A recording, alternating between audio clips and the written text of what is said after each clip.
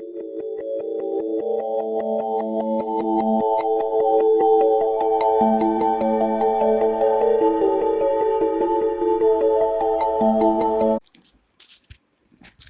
दोस्तों, नमस्कार। स्वागत है आपका BS टीचर एकेडमी पर। और आज डिस्कस करेंगे हम चैप्टर नंबर 13 और चैप्टर नाम रहेगा छूकर देखें। ठीक है। और ये जो सीरीज़ हमारी NCERT की सीरीज चल रही है और यहीं से CTET में क्वेश्चन पूछे जाते हैं। ठीक। तो पेडागोजी एंड सब्जेक्टिव जो क्वेश्चन है वो मैं आपको यहाँ दिखाऊंगा कैसे कहाँ से कौन सा क्वेश्चन पूछा जाता है। ठीक है। तो इसको एक्सप्लेन करते हैं। चलिए आगे बढ़ते हैं। देखिए भी,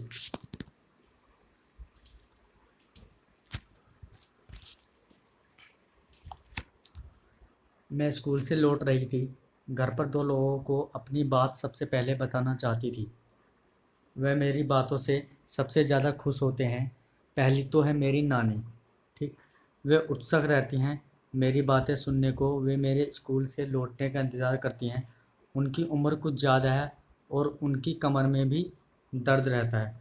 नानी ऊंचा सुनती हैं और दिखता भी उनको कम है। रोज़ सुबह पापा उनको अखबार ज़ोर ज़ोर से पढ़कर सुनाते हैं। नानी अपना बाकी सारा काम खुद करती हैं। ठीक। अब आगे है, उनकी कोई मदद करे तो वे परेशान हो जाती हैं। दिखता है कम पर सब्जी काटने का बहुत शौक है। कहती हैं आजकल के बच्चों को सब्जी भी काटनी नहीं आती। मोटा मोटा और टेढ़ा टेढ़ा काट कर रख देती हैं। ठीक। आगे दूसरे हैं मेरे रवि भैया। रवि भैया हमारे घर में ही रहते हैं। मैं उन्हें रवि भैया कहती हूँ और वे मेरे पापा और मम्मी को कहते हैं। ठीक। वो मेरे पापा मम्मी को कहते हैं भैया भाभी। ठीक है। अब आगे चलते हैं। आगे है हमारा क्या रिश्ता है मैं नहीं जानती, पर वह मेरे प्यारे भैया। वे मेरे सवालों का उत्तर देने के लिए हमेशा तैयार रहते हैं। कभी नहीं कहा बाद में बताऊंगा। ठीक। रवि भैया कॉलेज में पढ़ाते हैं। रवि जो भैया हैं वो कहाँ पढ़ाते हैं? कॉलेज में पढ़ाते हैं। ठीक। आगे है कॉलेज के बच्चे उनकी बहुत इज्जत करते हैं। कुछ तो उनसे पढ़ने घर भी आते हैं। रवि भैया को संगीत सुनने और नाटकों में भाग लेने, दोस्तों के साथ घूमने और बातें करने का बहुत शौक है। खूब हंसते हंसाते भी हैं भैया जब घर के बाहर जाते हैं। ठीक है। आगे देखते हैं। तब एक सफ़ेद छड़ी ले जाते हैं उनको घर। आगे है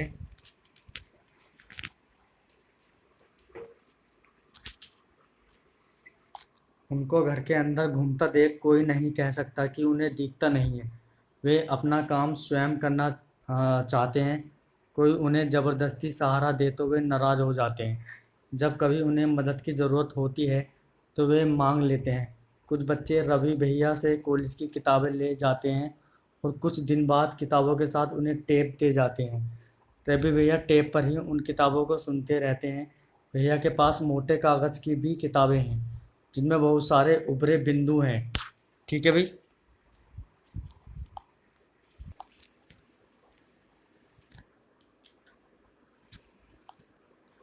बिंदु हैं उन पर भी हाथ फेर कर पढ़ते हैं। ठीक है।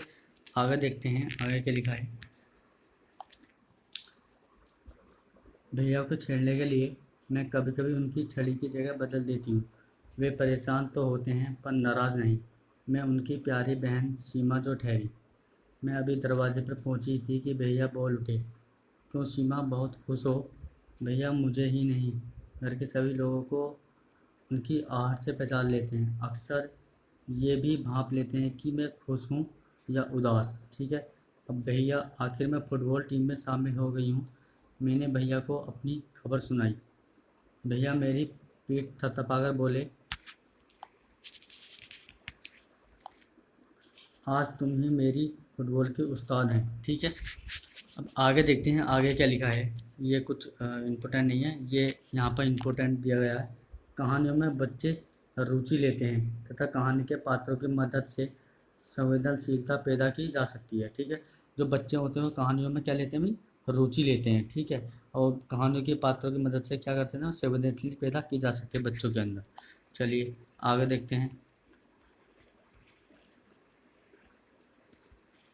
देखिए भी आगे देखते हैं। क्या तुम्हारे परिवार में कोई ऐसा सदस्य है जो देख बोल नहीं सुन सकता या बोल नहीं सकता, सुन नहीं सकता? क्या तुम किसी व्यक्ति को जानते हो इनके कामों में लोग के कैसे मदद करते हैं? तुमने कहानी में पढ़ा कि रवि भैया देख नहीं सकते, लेकिन वे अपनी सारे काम खुद ही करते हैं। वे अलग तरह की किताबें पढ़ते हैं, वे कैसे अपना काम करते होंगे ये समझने के लिए पहले आंखें बंद करके पहचानने का खेल खेलो। ठीक है, अब है आगे है आँख मिचोली। समूह में एक बच्चा अपनी आंखों पर पट्टी बांधे, फिर बाकी बच्चे एक एक करके चुपचाप उस बच्चे के पास आए। आंखें बंद किया, बच्चा दूसरे पर हाथ फेरकर उसे पहचानने की कोशिश करे। ध्यान रहे कोई आवाज़ न करे। क्यों? इसी तरह बारी बारी सभी बच्चों की आंखों पर पट्टी बांधी ताकि वे दूसरे बच्चों को पहचानने की कोशिश करें। अब आगे ले है जो गतिविधि है ये वाली, ये मोस्ट है। ठीक है, स्वयं को किसी और की परिस्थिति में रखने से उनकी समस्याओं को बेहतर समझ पाते हैं। अब देखिए आगे देखते हैं।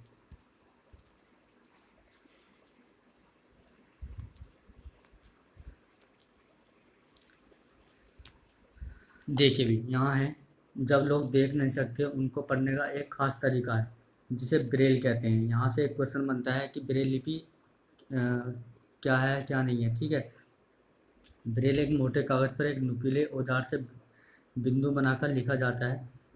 ब्रेल कागज़ पर हाथ फेर कर पढ़ा जाता है कि उस पर क्या लिखा है। ठीक है, आओ अब यह देखते हैं कि बिना देखे किसी आकार को पहचानना मुश्किल है या आसान। एक रेगमाल की शीट लो, उस पर मोटे ऊन या सुतली को दबाकर किसी चीज़ को आकार बनाओ। अपने दोस्त को कहो कि वे आंखें बंद करके हाथ फेर कर बताए कि तुमने क्या बनाया है। ठीक है,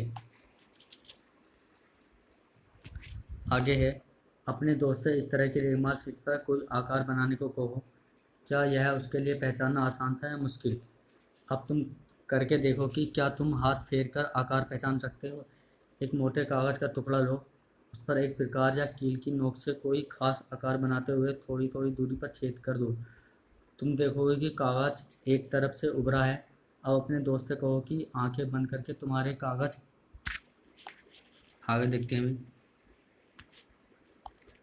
कागज़ पर हाथ फेरे बताए कि तुमने क्या बनाया है ना मुश्किल ये बताना? सोचो कि लोग देखे बगैर कैसे इतने पढ़ लेते हैं।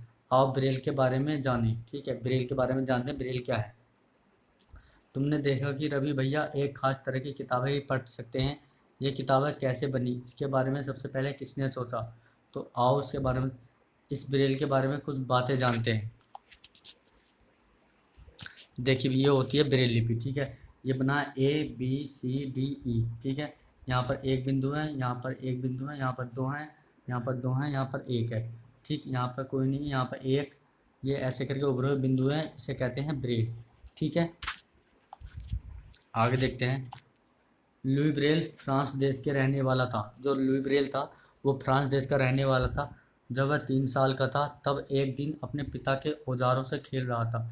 अचानक एक नुकीले औजार से उसकी आंखों में चोट लग गई और आंखें खराब हो गई। उसे आंखों से देखना बिल्कुल बंद हो गया। उसकी पढ़ने में बहुत रुचि थी, उसने हार नहीं मानी। वह पढ़ने के लिए तरह तरह की तरकीबें सोचता रहता था। आखिर उसने ढूंढ ही लिया एक तरीका। कौन सा तरीका था वो?